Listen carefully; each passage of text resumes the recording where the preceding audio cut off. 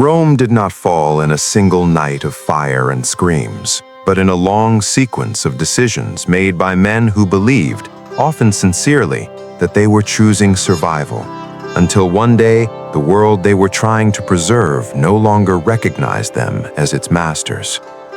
At the edge of the Roman world, where the stone roads thinned into mud and the disciplined geometry of empire dissolved into forests, rivers, and marshland, lived peoples the Romans called barbari, not because they lacked culture, but because Rome could not hear their words.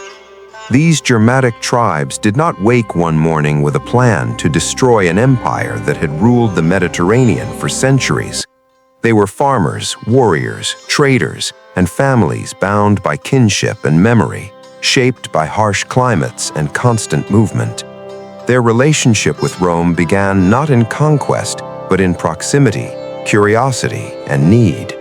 Long before they crossed the Rhine or the Danube in force, they stood on the far banks, watching Roman patrols march with measured steps, watching forts rise from timber and stone, watching a civilization that seemed invincible, yet strangely dependent on what lay beyond its borders.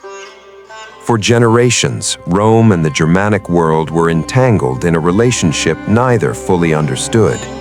Roman merchants crossed into tribal lands seeking amber, furs, slaves, and recruits.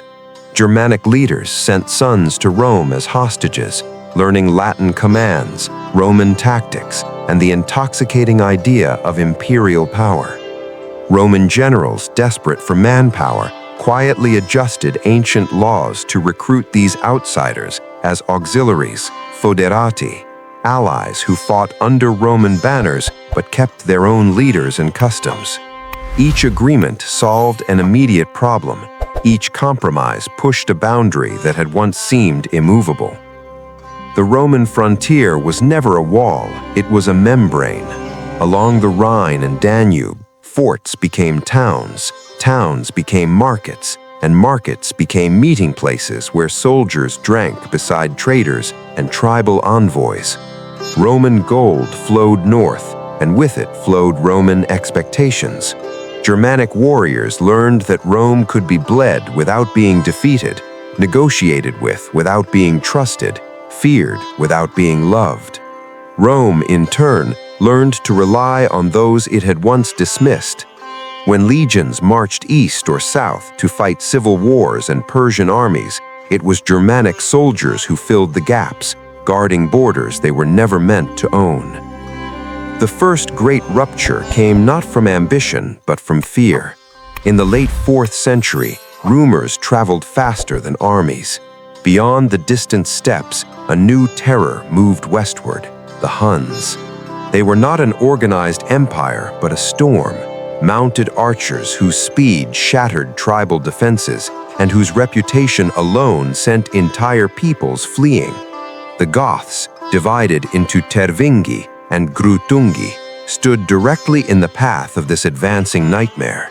Villages burned, alliances collapsed, and old homelands became death traps. Faced with annihilation, tens of thousands of Goths gathered along the northern bank of the Danube, staring south at the Roman province of Thrace, begging, not demanding, to be allowed in. The Roman Emperor Valens faced a choice that would echo for centuries. Rome needed soldiers, Rome needed farmers, Rome needed stability along the frontier. Allowing the Goths to cross seemed pragmatic, even generous. The agreement was simple on paper. The Goths would surrender their weapons, accept Roman authority, and be settled as subjects in imperial lands. In return, Rome would feed them, protect them, and eventually absorb them. But the reality was chaos. Roman officials charged with managing the crossing were corrupt and overwhelmed. Supplies were stolen and sold back to starving Goths at extortionate prices. Children were traded for dog meat. Weapons were hidden, not surrendered. Trust evaporated before it ever truly formed. Hunger turns desperation into anger, and anger into rebellion. By 378, the Gothic refugees had become an armed, furious population roaming the countryside of Thrace. Valens, impatient and eager for glory, chose battle without waiting for reinforcements from the Western emperor. Near Adrianople, under a brutal summer sun, the Roman army marched against an enemy it underestimated. The Goths' wagons formed a defensive ring. Their cavalry, absent at first, returned at the decisive moment, crashing into Roman flanks. What followed was not a tactical defeat, but a slaughter. 2/3 of the Roman army were destroyed. Valens himself vanished into the chaos. His body never recovered. For the first time in centuries, a Roman emperor had died at the hands of a barbarian army in open battle. Adrianople did not end Rome, but it broke an illusion. The empire could no longer assume military superiority, nor could it easily rebuild its losses. Theodosius I, Valens' successor, made another choice born of necessity.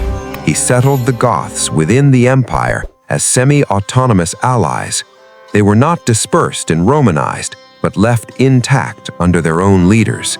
It was a solution that restored temporary peace, yet it planted something new within the Roman body: armed communities that owed loyalty to Rome only as long as Rome remained useful to them. As decades passed, the Western Roman Empire grew increasingly fragile.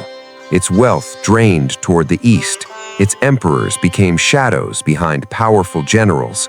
Civil wars erupted with numbing regularity, each one consuming troops and trust. Into this vacuum stepped men of mixed worlds, Roman in training, Germanic in blood, who understood the empire better than its own aristocracy. Stilicho, the son of a Vandal officer, served as the de facto ruler of the West, holding together a collapsing system through diplomacy and force. His greatest challenge came from the very people Rome had settled, the Visigoths, now led by Alaric. Alaric had grown up inside the empire, served in Roman campaigns, and learned Roman politics firsthand. He did not seek Rome's destruction. He sought recognition, land for his people, and a command worthy of his abilities. Again and again, negotiations flickered and failed. Promises were made, then withdrawn. Payments were delayed. Roman elites whispered that accommodating barbarians was weakness, even as they relied on barbarian soldiers for survival. When Stilicho was executed in a palace coup driven by fear and jealousy, the last figure capable of managing these tensions vanished. What followed was not inevitable, but it was tragically predictable. In 410, after years of stalled negotiations and broken assurances, Alaric marched on Rome itself. The city had not been a capital for over a century, but its symbolic weight remained immense. When the gates were opened, likely by enslaved Goths inside the city, the unthinkable occurred. For 3 days, Rome was looted. Temples were stripped, palaces emptied, and the illusion of eternal supremacy shattered.